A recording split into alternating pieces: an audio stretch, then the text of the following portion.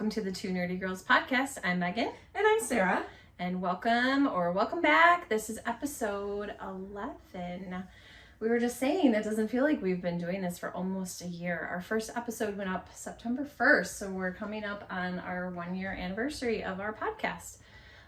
We are coming from Northern Illinois on a gray, rainy, blah day.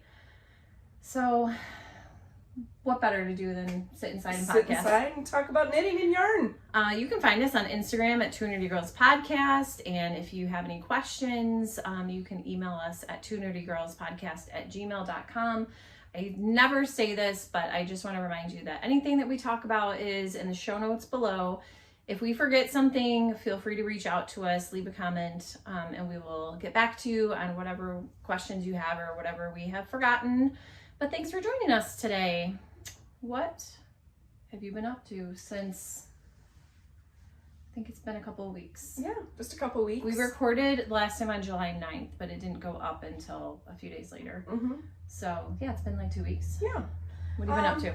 Not a whole lot. Back to working pretty much full-time, day off here and there, but getting everything geared up in the ed tech world for the start of the school year, and teachers returning 2 weeks from yesterday. Students come in 2 weeks from tomorrow. So the start of the school year is right around the corner. Our students come back 2 weeks from tomorrow also. Yeah, and I'll be back on August 11th.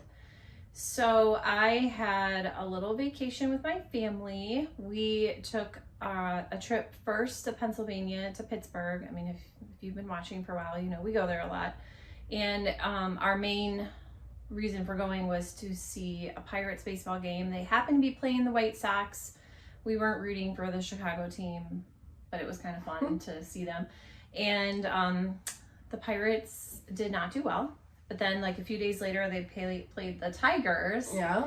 And beat the Tigers. And the Tigers are, like, doing really well. So They are. They had a great end of the season last year and have been really strong through this year. So it has been a fun season for Detroit baseball, for sure. The Pirates are, like, at the bottom. They're not doing great. When we were there, okay, I don't follow sports that closely, but they had a chant going at the PNC Park of "Sell the Team," and I was just like so embarrassed because I just thought if I was a player out on the field and I hear my fans just chanting "Sell the team, sell the team," I would be like, well, why am I even here? Yeah. But whatever. I've been to Detroit Lions games when people were literally wearing paper bags on their heads for football because it was so bad for so long. So, okay. Yeah, and the chance of Fire Millen, who was, I don't even know what his role was, maybe the GM, would run around the Ford Field. It was crazy. People get the chance. So passionate about their team. I mean, we follow the Pirates the most closely. I really don't care regardless, but it's fun. And again, I haven't been to a lot of Major League Baseball fields, but PNC Park consistently gets rated as one of the best fields. Mm-hmm. So I mean, at least if I'm going to go, I'm at a field that's just really cool. Yeah. I mean, the skyline is beautiful. Well, and I loved the picture you shared of you knitting. Yes. At PNC Park. That was before the man sat down next to me, and sometimes we're on the club level, which is nice. This time we were just in regular seating, and it was like this, and it was hot and sweaty, and so I put it away because my son was man spreading this way, and this large older man was man spreading the other way, and I was so uncomfortable because I could not move. His thigh was touching mine. That part was very unpleasant. Yeah. So anyway. That's always the delight of sitting in a sporting stadium, is the closeness of all of your neighbors. Yes. I had a cup, a beverage, and right or wrong, I don't use plastic tops or straws in my cup. So it's just a regular old cup, and it's sitting in my cup holder, and this girl in front of me takes her hair and does this and drops her ponytail right into my drink. Gross. And I was like, oh.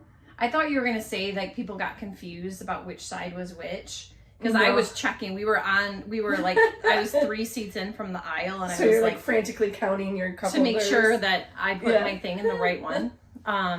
So that was our Pennsylvania trip, and my family indulged me by, I don't want to say allowing, but allowing, I guess, me to go to some new to me yarn shops, which I'll show you some of the things that I got during acquisitions.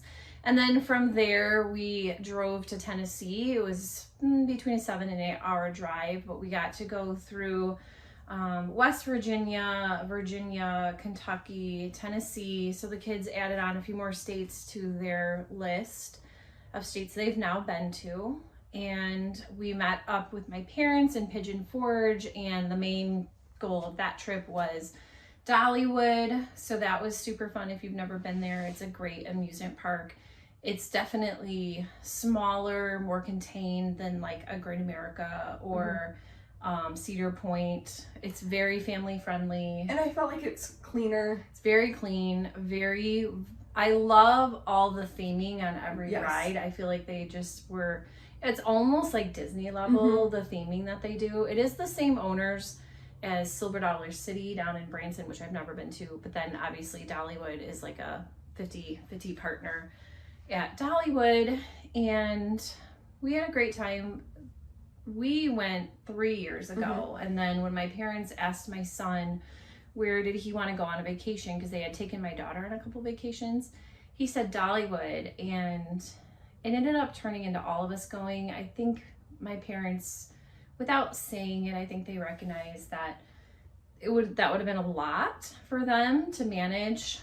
And it was, even with us there, you know, they're getting older, and my mom has never done well in the heat, and she has had double knee replacements and all the walking.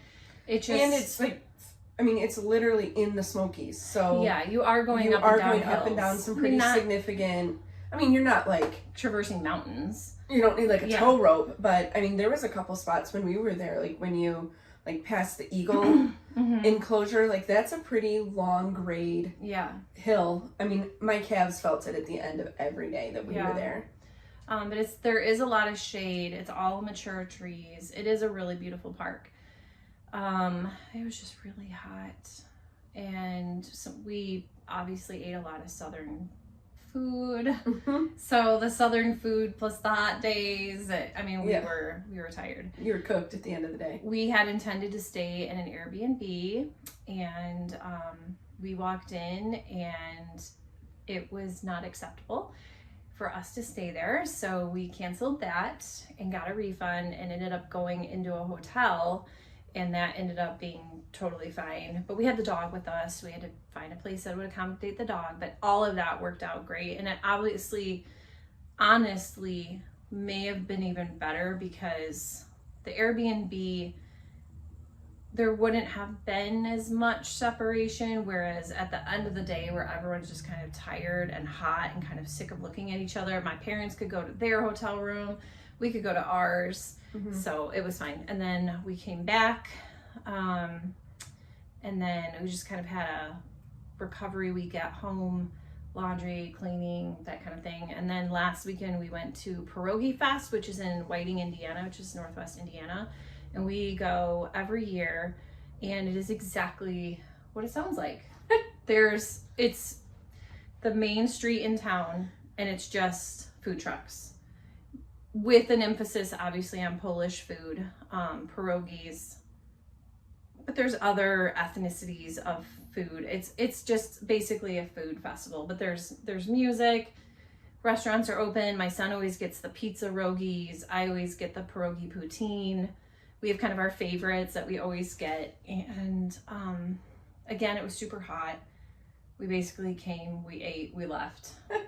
And then I've been doing some training for school, and just trying to soak in the last few days, because I go back, like I said, August 11th. So and then together we talked about this on the last episode, so we're not gonna like beat a dead horse, but we have visited a few different libraries. Yes. As we said, we love a library because it's pretty chill. It's literally, because there's nice air conditioning, nice seating. We don't feel like we're taking up space in a coffee shop and loitering, so like nobody's chasing us out. So yeah, we love a library. So we've been doing that. We met up for book club, most recently to talk about the violin conspiracy, which we've already talked about that. I did feel rather vindicated that the whole book club was like, I mean, I think we were the most vehement against it, but nobody was really loving it. It was not like a 5-star, 1-star, like with May Luna, which you DNF'd, and the rest of us were like, oh, that's a 4-star book. We loved it. Let's see. Oh, we decided to add a question of the podcast. So I just thought, each episode we'll sort of ask a question for people to respond to. So sounds fun. The question today is, what weight of yarn do you have the most of in your stash? You may answer first. Oh, I think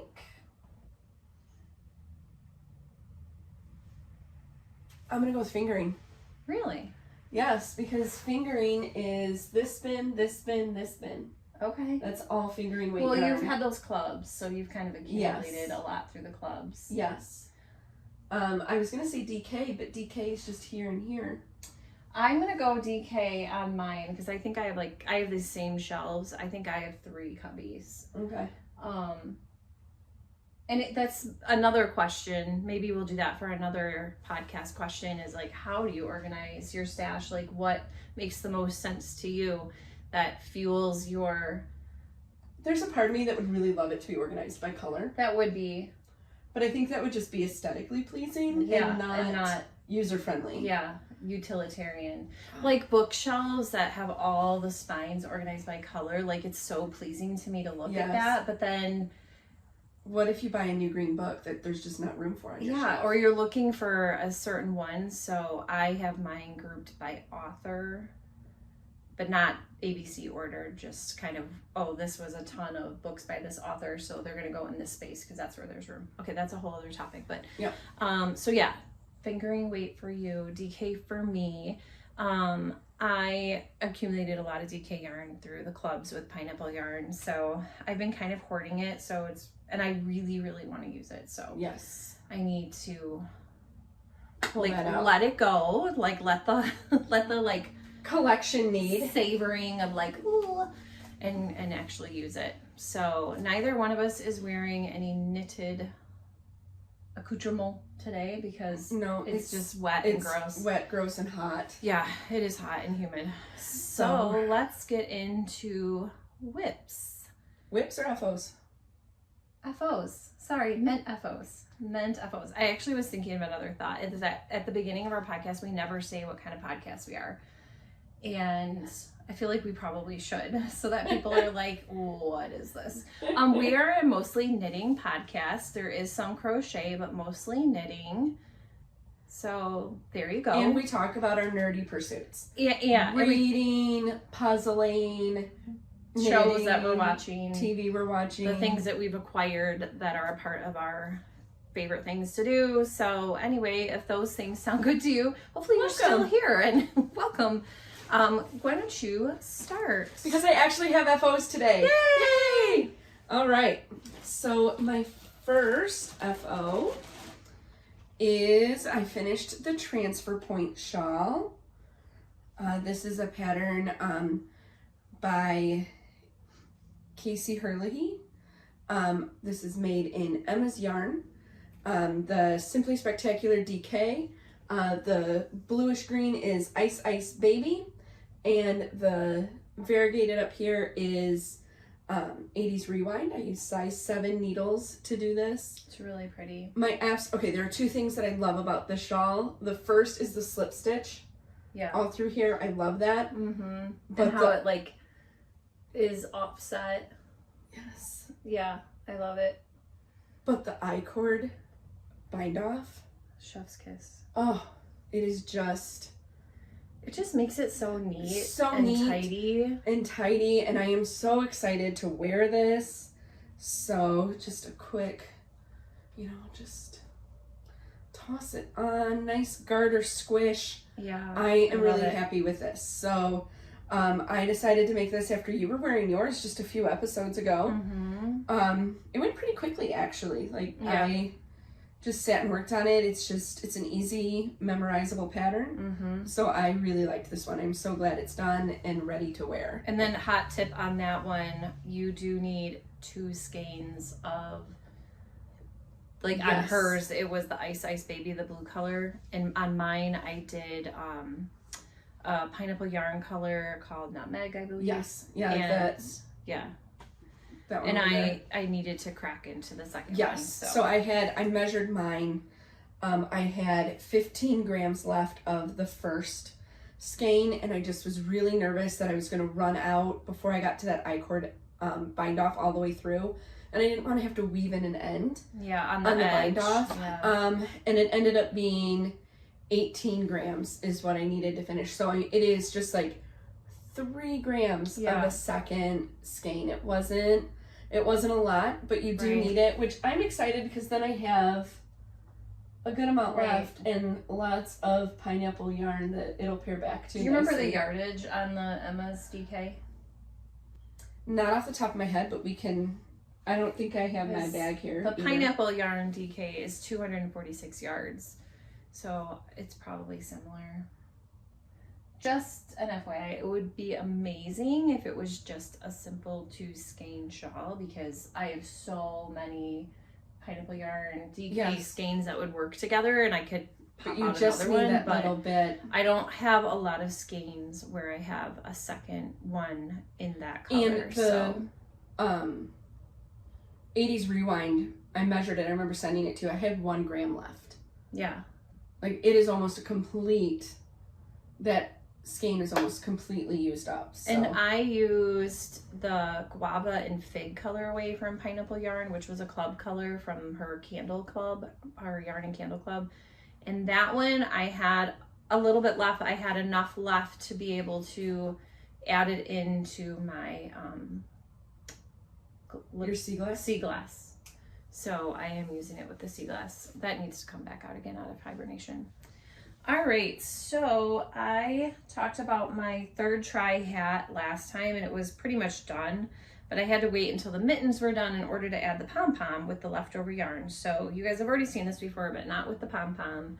So that's the point, is that you're supposed to use every bit of yarn, and so that's what I did. So I am actually pleased with the size and the fullness that I was able to get. The pom turned out really, really, really good. That was made with Euro Baby Fair Isle, which is a worsted weight yarn. I used a size 7 actually for the body of the hat and 8 for the ribbing, which is usually reversed, but because you're folding it up, I think that was why.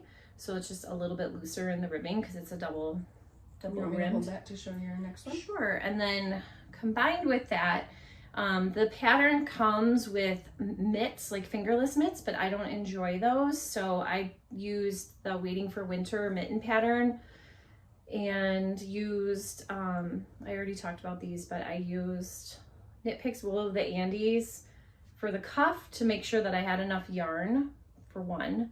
And then I had one thumb done, and it was the solid purple, the deep purple, like the plummy color, but I ran out of that color. So I had to rip that thumb out and redo them. And then I just did, once I got past the plummy color, I did basically 2 rows of every color. And then I think I did 4 rows of the tip and then an additional row to decrease. And they look fantastic. Yeah, I'm Good happy job with it. making them match. Yeah, so it looks great with your hat here. Yeah, I'm happy with that.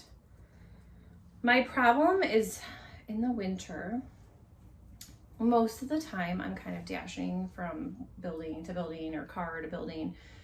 So I need, and I made a point to like wear a lot of my neckwear, like to grab something new every day out of my basket in the closet. I don't wear hats that much. It's so silly, the amount of hats that I make. Because like on a day-to-day basis, wearing a hat like squishes my hair because I usually wear it curly. So I tend to just pull them out when I'm going for a walk or And then I never wear any of my mittens. Oh, I love my Isn't mittens. that terrible? I have so many, and I love making hats and mittens. So it's like the joy is like making the thing, but then I don't wear them, which is so dumb. So that's gonna be like that's gonna be a knitting goal an for you. extra goal is to make sure I wear the mittens. All right. Well, I also finished my Waiting for Winter mittens by Susan B. Anderson using the Noro Curion 479, 421, size 7. I actually used 9-inch circulars up until the top where I switched to the 7 DPNs, but they are purposefully mismatched so that they really bring out all of the great colors of Noro. Yeah, they're beautiful. So this is what they look like, nice and stripy.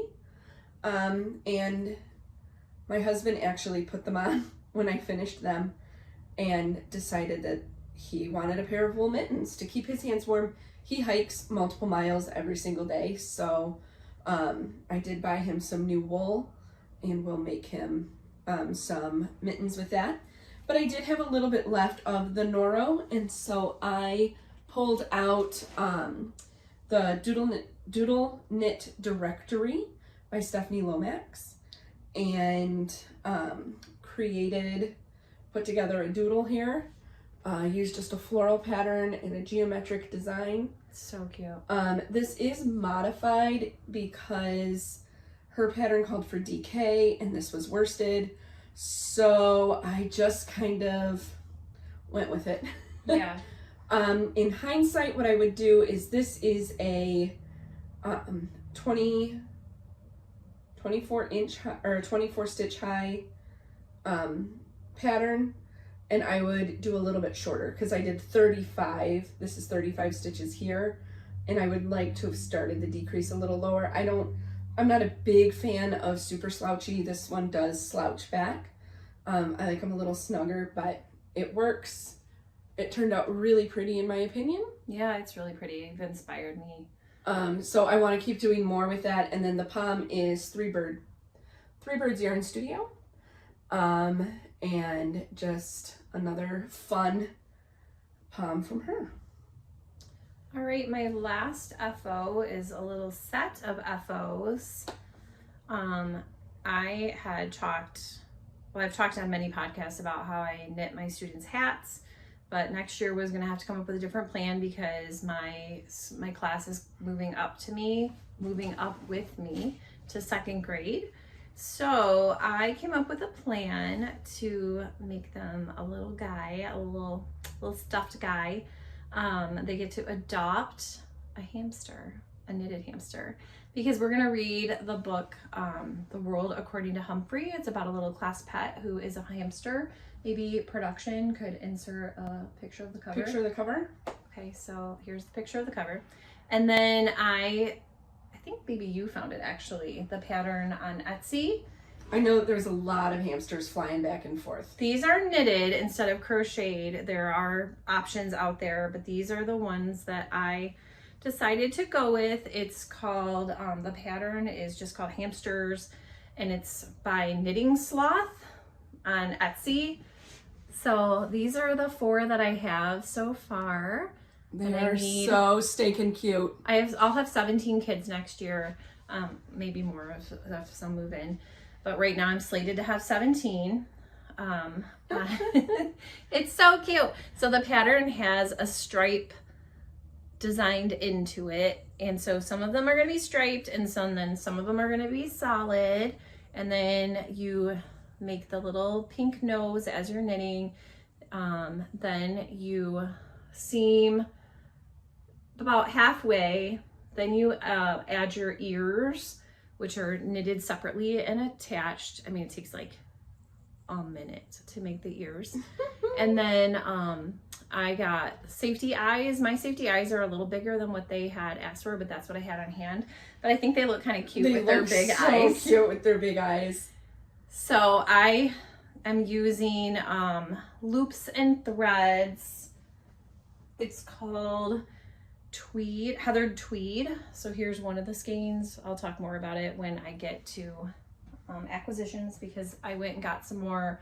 I only got 2 colors to start just to see how the yarn knits up. It is so soft. They're so soft, and there's a little bit of a halo. Yeah, I was gonna say a little bit of fuzzy. I don't know if you can see it, but there's a little bit of a halo. And we were just at Michael's the other day, the 2 of us, and there was a pink version of this yarn, and I 1000% would make myself a sweater out of it.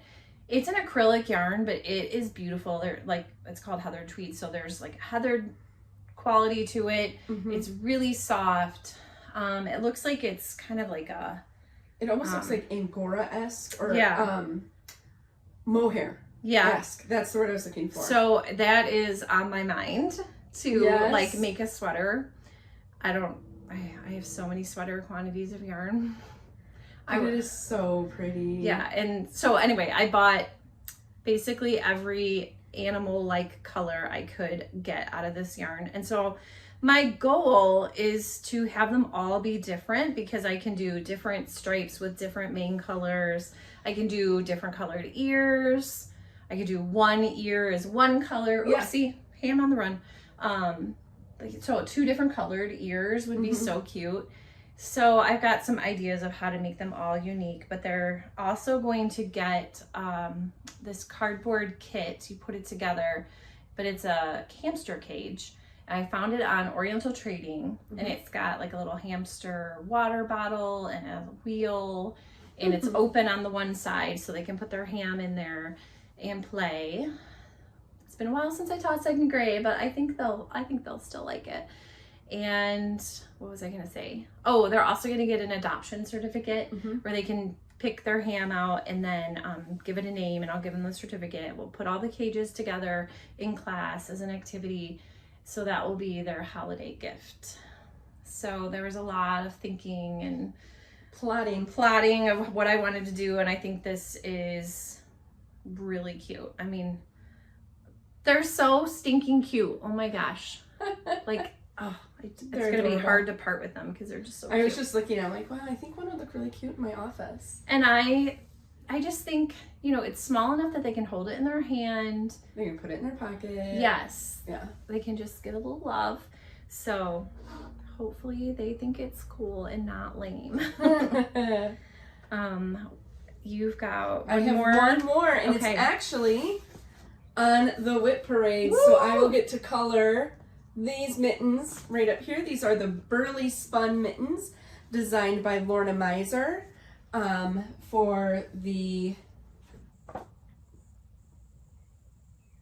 Burley Spun yarn line by Brown Sheep. And so this is what they look like. I made them with Malabrigo.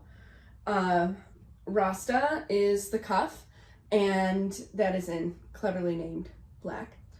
And the Malabrigo Caracol in natural. And they are super, super warm and fluffy, and they're convertible. Yeah. So that you can use your phone with them and then tuck it away and have it be those are nice awesome. And warm. So these are actually fresh off the blocking board right before we started filming. I started these last year. These are going to be a gift for someone that I used to work with. Would you make that pattern again? Yes, but this pattern, I was telling Megan, I did modify part of it. The cuff is supposed to be 15 rows, and this is 7. And I felt like, I kept trying it on to see. I felt like 7 was plenty of length. I can't imagine like another 7 or 8 down here. Yeah. And so I did modify the cuff part, but the pattern itself, it went really, really well. It's a free pattern. It is free on Ravelry. And then, I forgot to say, okay, we'll finish this. I loved doing the purl here. That's where you did the pick up and knit to make the hinge for the cast on, to do this part separate. So I did really like the pattern. I just did modify the cuff length. Sure. It's an easy change. I forgot to mention the black in this hat is a stash dye of 25. This is Knit Picks Wool of the Andes. that I have had laying around for several years. So sorry to go back and fix that one. And then back to the Burley Spun mittens. Those run size 11 DPNs. All right. And now it's time for the whips. Whip it. Whip it good. Of course, the first one is on the very bottom, so... So we're going to pull out the Hey Sailor.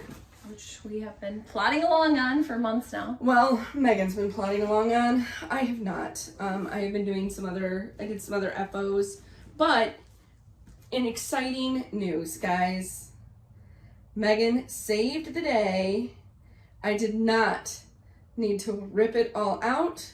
She was able to fix what I had dropped when I had dozed off listening to my new favorite lullaby. On the train. On the train, no scrubs, TLC. Oh, look at us. We both stopped in the middle of a row. Yeah, that's how we do it. That's how I roll.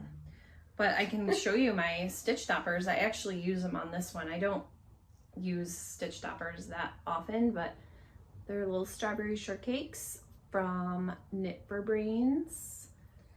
And we both decided to use progress keepers on this. So yeah, I added a progress keeper after the last episode.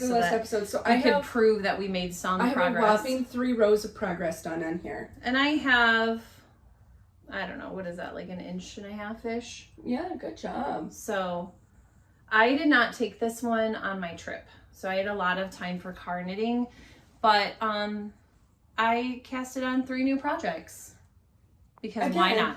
Again, what is a new cast on among friends? So I've only been working on that since the last podcast, like right after we podcasted, and then a little bit this week because last week was when we were gone. So it has not seen a lot. Whoops. It hasn't seen a lot of activity, but you are plugging right along on it. I think at the last time I measured it, I was at 9 inches-ish, so I'm probably getting close to 11, and we're supposed to go to 12. I'll see if I want to make it longer than that, but I think once I get to the point where you're like splitting for the different halves, and I think it'll go faster. Yeah. So, because the thing that I'm struggling with understanding with the construction is this is all the way around. This isn't like the back, and then I have to do 2 separate fronts. Like this is all the way around on size 3 needles. So it just takes a while. And I really wanted to have some FOs. Not that I was feeling pressured to get them done, but I hadn't had an FO in a while. Yeah, it's nice to be able to have something completely finished to show. Yes. All right, why don't you go next? All right, so I have been working on the Pearls of Wisdom fade now that my yarn color that I have been waiting for has come in. So I have been diligently working on the sleeve.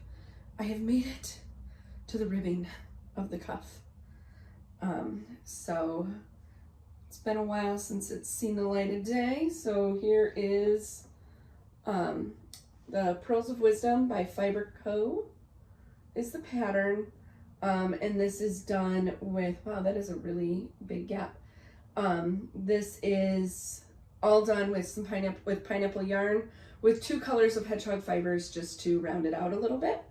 So we'll keep plodding away on it, and I would like to be able to wear it this winter. That's the goal. So we'll see how it goes. It's when I put it on, it's a little bit bigger than I was anticipating, so I think it's going to be a really good, like, comfy, slouchy sweater. I'm excited.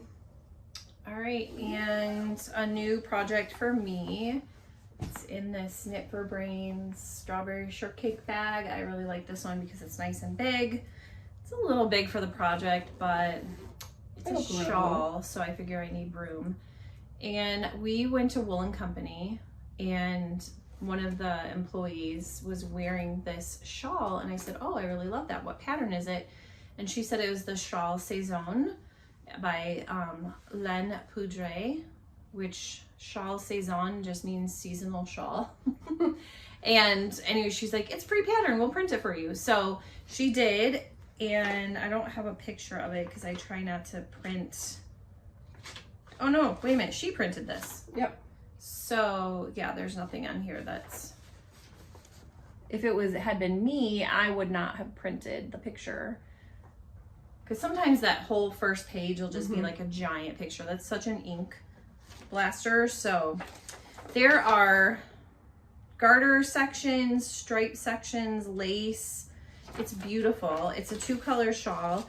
And I have had this, these 2 colors. This one is old lace. It's a pinky, soft pink. And this one is Wales, Geller, and Llewellyn, which we said was Welsh. And I can't remember what the reference to that was. Oh, I don't remember either. We looked it up. Yeah. Anyway, it's... Were they towns? Maybe. It's Meadowcroft Dye Works. It is a father and son dyeing company. And my husband actually picked this out for me at Sewickley Yarns outside of Pittsburgh, and that was one of the shops that I was able to actually go to because he had been there before. And so it's just a great like 2-color, if you've got like 2 complementary fingering weight colors. Oh, I should probably show the Yeah, let's see it. let's see the project. Just Here's the yarn, here's the paper. yeah, so I am on the 3rd section. So there's garter. I think it's gonna be ultimately crescent shaped. And then there's the stripey section, and I'm in a lace section. It's really very clear. It was translated from French into English, but the translation is very easy to follow. Yeah, very happy with it. It looks so pretty. So that was one that I casted on for my trip. And those are fingering weights? Fingering weights, and it is a size 5 needle, I believe I used. Yeah, size 5. I might need to do that one too. It's like I said, free pattern, very enjoyable, very beautiful. So I'm sure, most of us have 2 skeins that are complementary to each other. I would say not highly variegated. Yeah. Like tonal is fine, but I wouldn't do something that's like super variegated because or super speckly. it's gonna get lost with the patterning. But so that was that. I have been also working on my son's Mario crochet square blanket.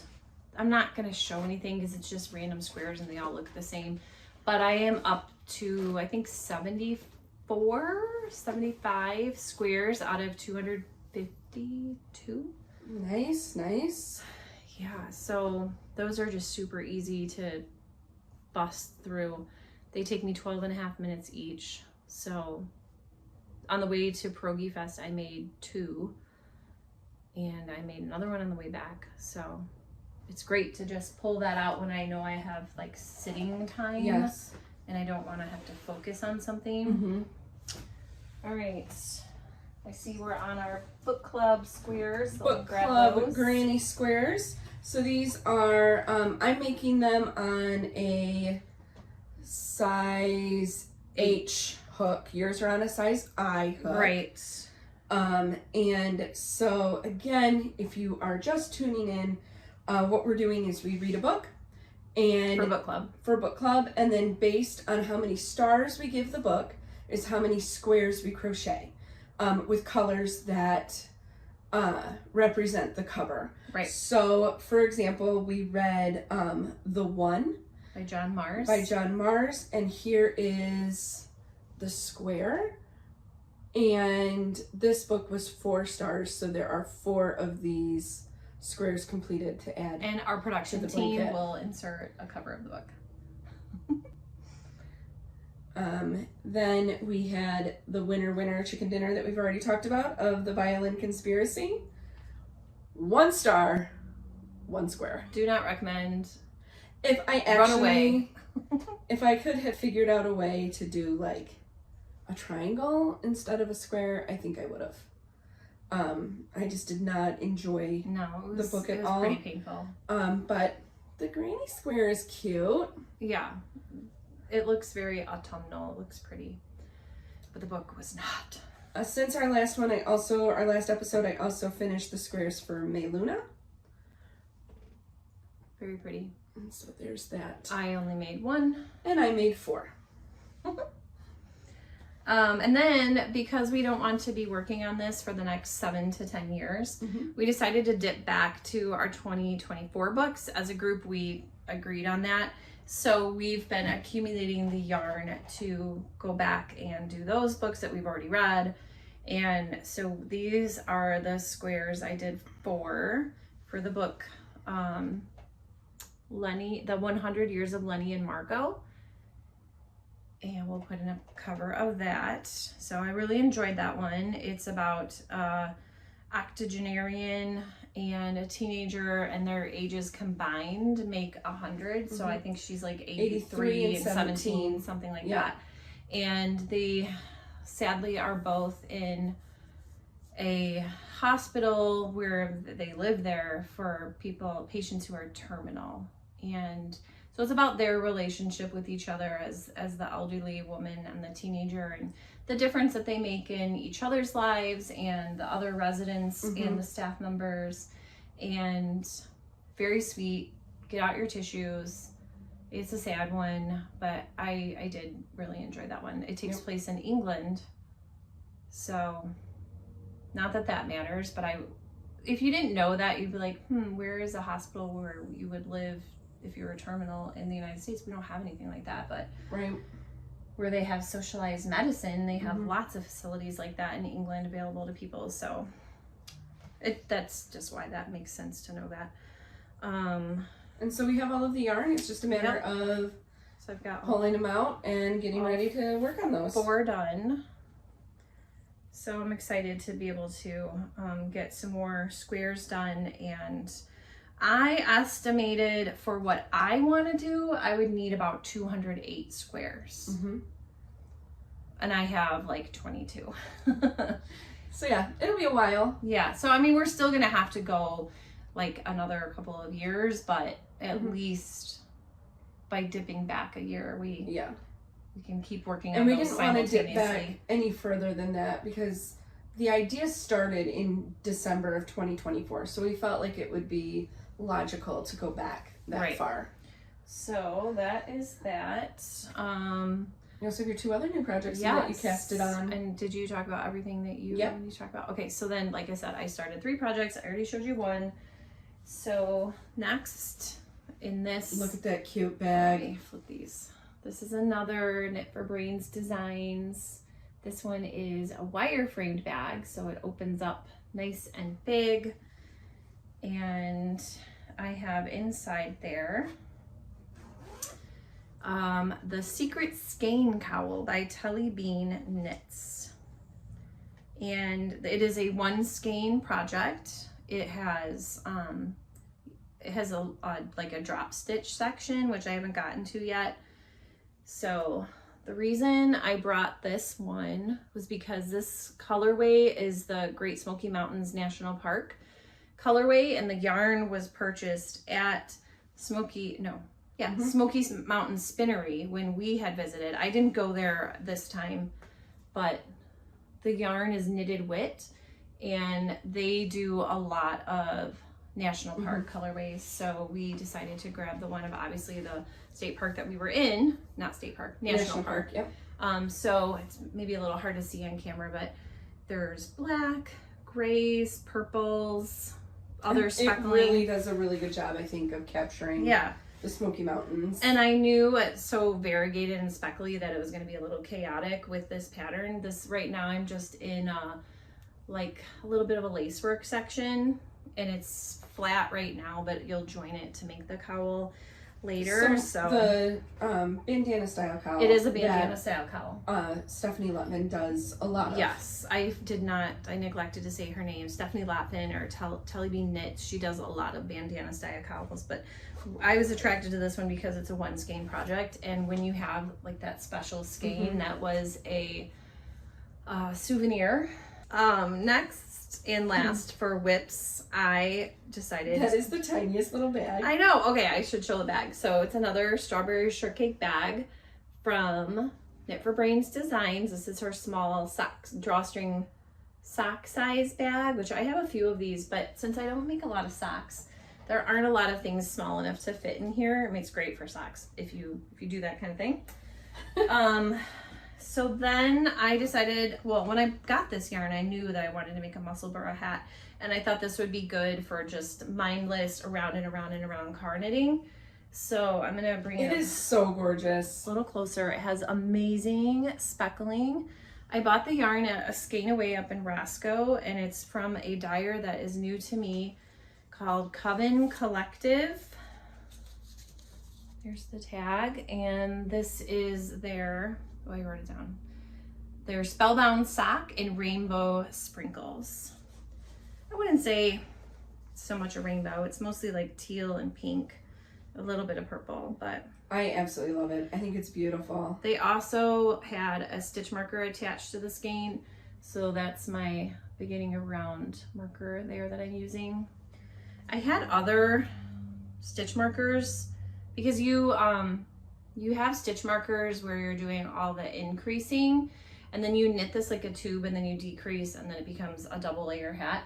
And because I was just mindlessly knitting in the car, they fell off. So I don't know where they are in the car. I gotta find them. I mean, it's not the end of the world if I can't find them, but I will need them back because I'll need to know where to do the decreases. So I do know how many there are in between each one, so I will figure it out. It's not a big deal. I love it. I really want to go and get some of that yarn. How much I have. So, and you just knit the whole skein, right? Yep, you knit the whole skein. It's another one skein project, which it was my goal to do at least 5 one skein projects this year, just to start using up some stash. And the women from We Share Needles podcast, they make a lot of these, and their general guideline is they kind of go until they have about 10 grams left. Okay. And then the 10 grams is when they know to start their the decreases. So, and this is for me. I have made 2 other muscle burra hats for my husband and my son, and now it's my turn. I have never made one. And I have plenty. Yeah, it's great if you've got that one beautiful skein and you're thinking, I don't know what I want to do with this. I love it. And you can do variegated. Yes, because the ones that you've made for your husband and son, like they have a little bit of, like the flashing. Yeah. But it looks great. Yeah, it looks fine. Yeah.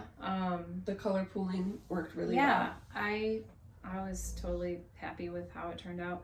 So this one's just speckling, so it's just all over speckling, and I just thought it would be so, it kind of looks like winter white, just spoke to me. It was like, make the muscle burra hat, so. All right. Fantastic. On to acquisitions. Yes, the first one is so exciting. So we have some mail, we got some mail deliveries. We did. This month. So first up is the new, clubs are back at Pineapple Yarn, The Mystery Monthly Club. Is so exciting. So Megan and I each did the DK, and here it is. Are you ready? Isn't it so pretty? So pretty. So Look pink. at all that pink. And she does a mood board. So I did not sign up monthly this time. I'm going to just go by the mood board, and since I still have a huge collection, I have like even more than what she has here. I am going to just see what the mood board looks like. The one for July, I think, is lots of greens and blues. Yeah. And I was like, But the mood board for this one was tons of pinks, and obviously that is what came out. Amazing. And the delicious tea that we get every month. Which mine is gone because my dog found it and ate it, which is gross. But And then this time we also got an adorable little sticker. yeah, with her logo. Yes, I love it. Yes, so that I'll put mine on my home laptop. All right. I also have, sorry for all the crinkling, my Lolo Did It Broadway Club. This month is 6, which I didn't know anything about it, but it is about the 6 wives of Henry VIII. Which my daughter and I went and saw it in Chicago So, last summer. Makes sense because this yellow color is called Tudor. So just another great Nice colors. Yeah, I don't think they really go together, but yeah, I don't know that I would like make something together with them. I would but pop that with something else. But yeah. I mean, it's a very pretty autumnal yellow. Yes. So we'll have to see what it goes with. All right, what else have you got? I went to Sewickley Yarns, which is right outside of Pittsburgh. That is a beautiful town, and they have these gorgeous historical homes. I was driving around, around where I live. I'm trying to think comparatively. Anyway, it's just a beautiful, definitely higher price level for homes. They're just like beautiful historical mansions. So I got 2 skeins that are going to work together. And this is the Feederbrook Farm Entropy DK. It kind of reminded me of like a spin cycle. So fun. But maybe a little bit more reasonably priced. How much was it? $30. And it's a DK. Did I already say that? It's 260 yards. It is a hand-dyed yarn. The colorway is Monthly Mystery, so I'm not really sure what that means, but like what month it was. But that is that. There's purples, greens, pinks, and that is going to pair with the Fiber Co. Lore, which is also a DK yarn. The color is Logical. It is a, what is it? 100% Kent lamb's wool, all from England, sourced and produced. And then this is 100% blue-faced Leicester. And they are going to go together in the Grid Gambit cowl. So that was one that I've had my eye on. Mm-hmm.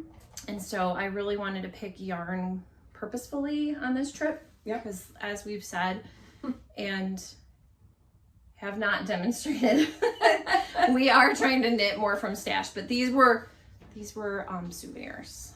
So you had to get it wasn't just like me running rampant through a yarn store. So I got those from Sewickley. So my next acquisition, I had gotten a coupon in the shop app for $25 off of a $40 order. Wow. So one of the stores that you could use it for was one that also pops up frequently on Facebook, and that is Arcane Fiberworks. So I bought 2 skeins. It is a fingering 80/20 merino nylon superwash, 437 yards. This one is called Okie Dokie Artichoke.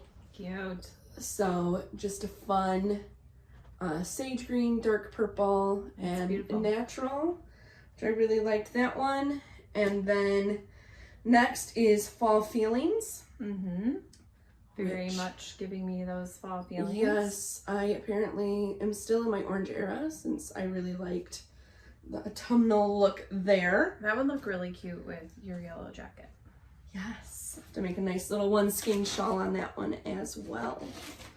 All right, next up was another yarn store that was new to me that I went to in the Pittsburgh area. It is called Moon and Yarn Craft Room, and I got a few things there.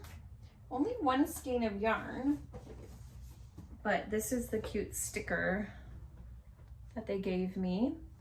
She has a beautiful store. It's actually a double storefront, so you enter on one side, but she's got 2 storefronts.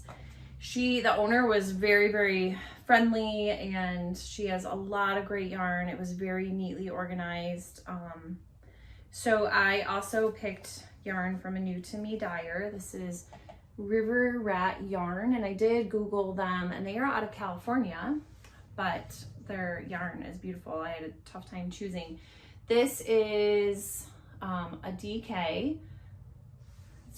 It's her Superwash Merino DK. It's 246 yarn. It's 100% superwash. So it's different from the pineapple yarn because that also has the nylon in it, but this one does not. So this one is called Cheers to 1 Year, which was a special colorway that she created just for the yarn store to celebrate their 1 year anniversary. I'm not sure how long they've been open. I do know this is a new location for them. They were elsewhere. So anyway, I just think it's so pretty, and it plays well with all of my other pineapple yarn colors with the bright pink, so I can combine it with something else. I noticed the bright pinks, but also like the almost neutral sage green in there. Yeah. It's beautiful. And then I've had my eye on the Granny Square card deck because I've, been doing a lot of Granny Squares and I love just the versatility of them. And she had that one, but then I saw this one, the flower, and I thought, well, that would be super cool. So each one is contained on just one kind of heavy cardboard, I guess you would say, square, and there's 50 of them. So I just pulled out at the very top like some that I'm kind of interested in making first. The shamrock one, because my daughter was an Irish dancer. And then one of my mom's favorite flowers is pansies. So I pulled out the pansy and I thought I could make her a blanket with that. Here is the rub. I have always thought that I was a visual learner, and I maybe am sort of secondary, but really the kind of learner that I am is like verbal linguistic, which is why I got overly social on my report card all the time and why we have no problems filling an hour and a half of talking. I need like the words. I need it explained. I need it spelled out with words, which is why I don't like knitting charts. I will steer away from a pattern that is only charted. And I know other people absolutely love them. We all learn different ways. It's all charts. And crochet charts are crazy. So I was reading in the little guidebook that says you can buy the written directions separately online.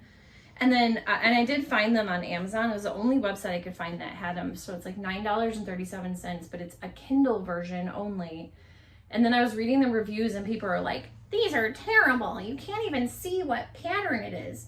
When it says very clearly in the description, this is meant to be a companion to this. Like, you have to buy this first. And then that is just the written directions. Like, everything else you need to know is here.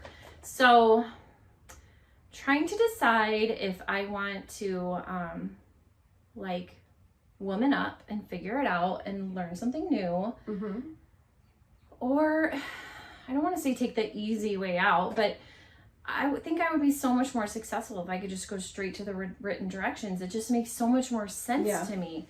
It's just like loops and swirls all over the place on these charts, and it looks like visual gobbledygook to me. And bless anyone that is great with charts. I'm just not. I need it spelled out. So still kind of thinking about that. If you have ever used these before or have suggestions, let us know in the comments. And then the last thing I bought is something that I've heard the gents at Needles at the Ready talk about a lot, is their tuft woolen like hand balm. And she had those at the register. I think she maybe had like 6 different scents. So I smelled them all, of course. And I landed on sugarcane.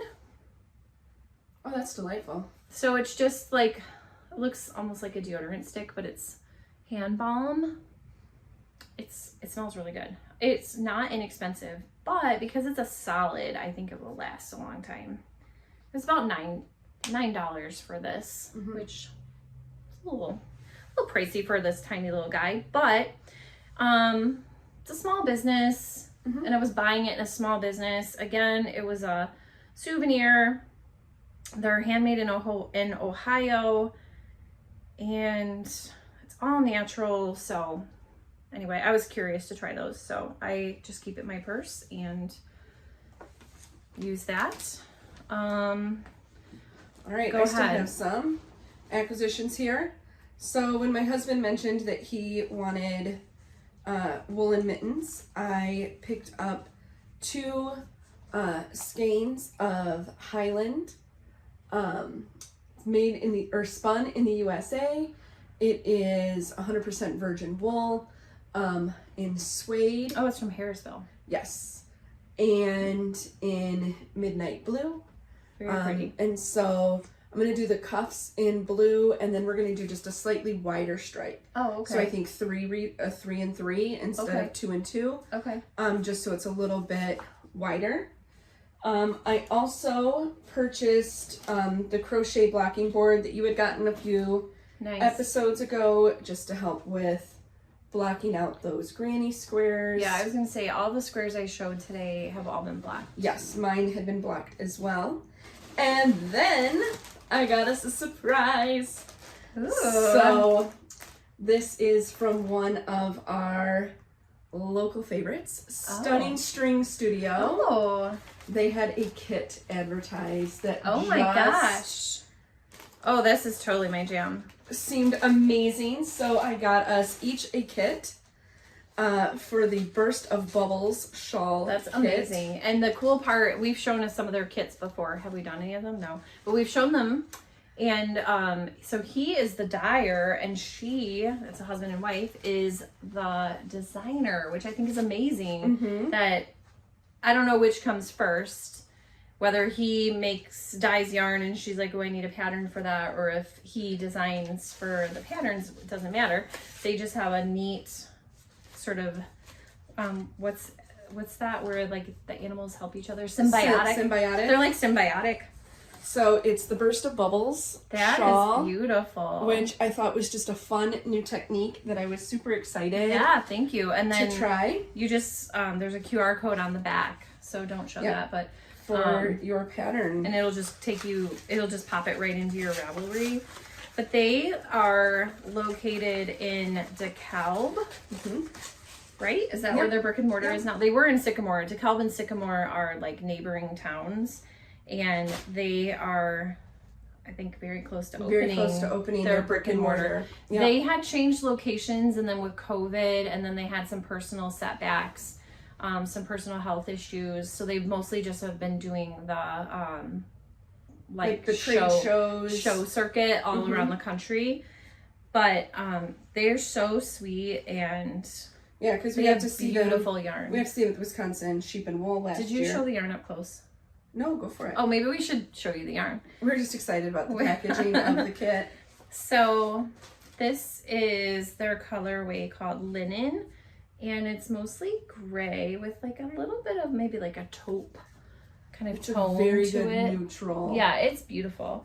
And then richer than an ivory. Yeah, for sure. And then they had a mini, which we've never used their minis before. No. An abalone shell, which is purples, greens, yellows. So pretty. Really cool. Thank you so much. That was welcome. very sweet of you. You're welcome. I saw it and I was like, oh, we need this for sure. Okay, this is making me want to get out my Stunning String kits. I think this is the third one that I haven't done. I know. I have one right here. They're so good. Oh, the Protract? No, this is the Interpolate. Oh, okay. So I just love the way they're packaged together. Nice to see, nice to do. Oh, look, here's another one. I know, they're little bags. Give it away. Oh yeah, this is the this Protract. One. That one is so pretty. We got that at Sheep and Wool, which is coming up very soon in the beginning of September. I have another one. Another kit too. We'll have to decide our plans. So we'll definitely have to do that. Hopefully they'll be there too.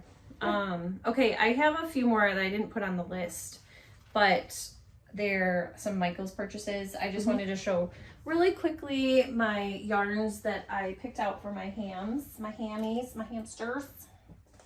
So I'm missing one. Where did it go? Oh, here it is. So I had the brown and cream that I had shown before. This is a different shade of brown, but it has a lot more tweed colors. This one is called Cinnamon. And then I actually did Google hamster colors, and there are more varieties than just kind of that golden hamster that I think most people are used to. So I feel like emboldened to make lots of colors of hamsters. This one doesn't have, their names are really hard to find. Soot. And that they are DK weight. I don't think I said that before. So the pattern called for DK, and so I knew I wanted an acrylic. And this just kind of, I was just searching around, like clicking around, and this is what I found. And honestly, it has been like perfect. Yeah. I think it really lends itself well to like the squishy little hamster. And then this one is called Platinum. So like a white and gray speckle. And then, so I'm just going to use like different combinations and different colored ears. This would be cute with the white. Yeah. They have to like a speckly stripe. These two together. So I am excited. I can't wait to see all the hammies through the next couple of months and episodes. And then we were picking out yarn for our book club books because we're also using Loops and Threads. Their Impeccable line, which is a worsted acrylic. It's honestly really pretty good.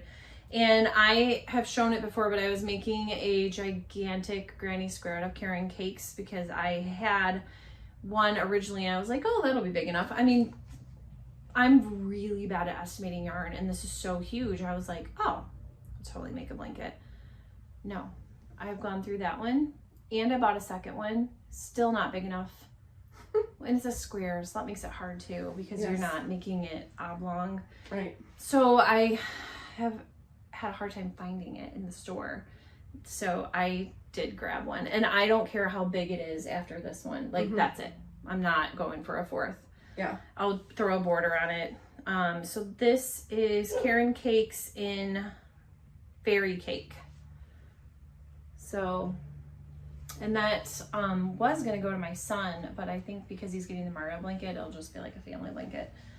My children, they get up at nighttime and then they just go and like sleep places in the house. So like all the blankets end up drifting all over the place. They're 12 and 16, so it's not like it's a behavior thing, or they'll just get hot, and so then they'll go sleep down in our finished basement where it's cooler, and then all of a sudden I look in our blanket basket and they're all gone. So they're all in the basement. Yes, and they just pile up other places in the house, and then I don't have a blanket. So more blankets are always fun. Always a good thing. So that really is it now for all of my acquisitions. All right. So now let's move into quickly, what are we reading and watching? Yeah, I put a bunch on here just because I want to keep them on there until I finish them, but I'm not going to talk about them today because some of them are books I've kind of put on the back burner, or I ran out of time on Libby and I had to return it. So once I finish it, I'll talk about them again. But the two books that I am like solidly, consistently reading every day is a book called Kill for Me, Kill for You. It's a psychological thriller. It's our book club book for this month. It's by Steve Kavanaugh, and I am really enjoying it. I'm probably over 60% of the way through. There's some twists that I didn't expect. I am very genuinely curious about how the disparate, is that the right word? Disparate parts of the story are going to kind of weave together. And then I'm also reading Goddess of Warsaw by Lisa Barr, which was recommended by someone else in our book club. She loved it.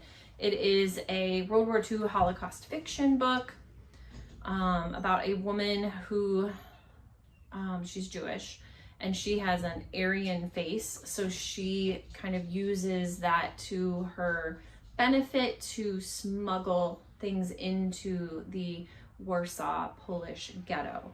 So she has just kind of escaped out of there, and so I'm curious to see what's going to happen. That's one that I have checked out 4 times on Libby, and it keeps getting returned without me finishing it. Yeah. So I am enjoying it. It's very much on hold for me. I only have a week left on it, so I need to get cracking on it. The only book I'm currently reading is actually Kill for Me, Kill for You for our book club, and I am not very far into it. So I feel like I have like just a certain bandwidth that's either for reading or for knitting. And this week I put a lot of emphasis into doing some finished objects, and I finished a bunch of books as well. Okay, so yeah, let's get to our books that we finished. So since the last podcast, I only finished 2 books. I finished Atmosphere, which is Taylor Jenkins Reid's newest book. It's a standalone if you're curious if you've read her books before. It doesn't have any of the other characters from like Carrie Soto or Evelyn Hugo. It's a standalone. It's about a woman in the space program in the 1980s. she also, I don't think this part is a secret. She does have a relationship with a woman, and you know, so she's just up against a lot of discrimination and challenges because they're among some of the first women in the space program, and like in the Sally Ride era, and also to be, well, she wasn't openly gay in the book, because basically she was told by the higher ups that like it could disqualify her, so she keeps it a secret. But it is about her relationship with her partner and her relationship with her family, and then also going up into space. So it was very well written. She definitely, well, I'm not super into science or space, so it seemed to me like she had researched it really well. Maybe someone who's in that field would feel differently, but I learned some stuff. So, but it wasn't too like sciencey. Yeah. Because I mean, we are nerdy, but there are just some things I'm not nerdy about, and science is one of them. So, I will grammar you.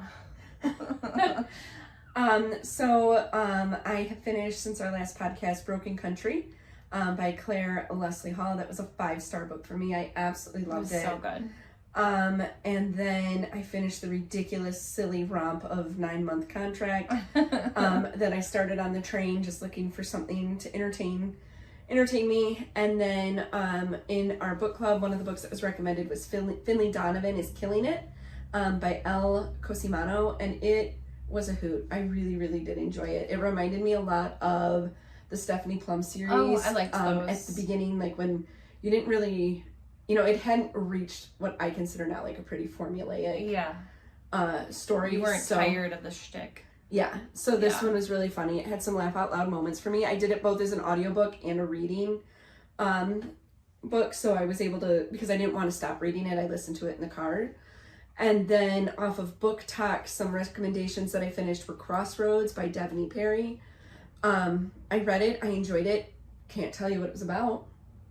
Can't even tell you the character's name right now. So was that like a 3-star book? So it's a 3-star book for me. I enjoyed it. I read it, but moving on.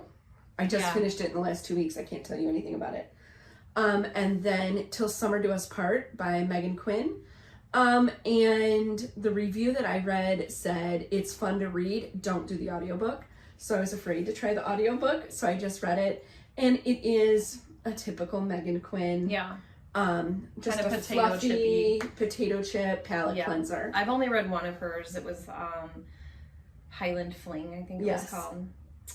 So then the other book that I finished, we've already talked of it to death, and so I do not want to be like the author who talked everything to death in that book, but The Violent Conspiracy by Brendan Slocum. Remember, one square, 1 star. Do not recommend, don't read it, so we're not going to talk about it anymore.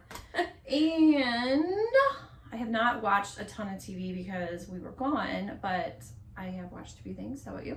Okay, so I have not watched very much either. So currently, I decided last week that I wanted to watch Jurassic Park. I haven't seen it in a while. Yeah, I was thinking the same thing because that new movie's coming out.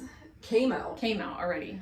And I don't know what was happening the day I watched it. I cried through the whole movie. What? The first time #perimenopause. The first time they saw the dinosaurs and their reaction, and just, can you imagine, like, your life work is being like searching for things that no longer exist, but then to see those things like walking around, like just how I could see that amazing that would have been. I got all emotional and cried about it. Like, I saw that movie, the first one, in the theater. It was the summer. It came out the summer between 8th grade and 9th grade. Yeah.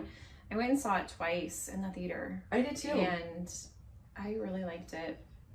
It was quite the blockbuster for the time. And I watched it with my daughter, who is 16, and oh my gosh, that made it even funnier. Like, I watched it and cried, and then I watched it another time with her. There's some good one-liners in there. And there is, and just the level of jump scares. Like, if you've never experienced it, which she never had. And the Velociraptor in the kitchen. And the claws.